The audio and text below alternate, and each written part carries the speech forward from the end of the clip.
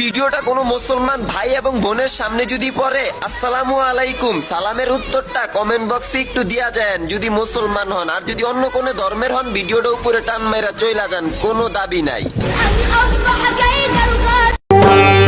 10 মাস 10 দিন গর্ভে ধরে প্রসব যন্ত্রণা সহ্য করে, 10 মাস 10 দিন গর্ভে ধরে প্রসব যন্ত্রণা সহ্য করে করেছেন যে মা জন্মদান।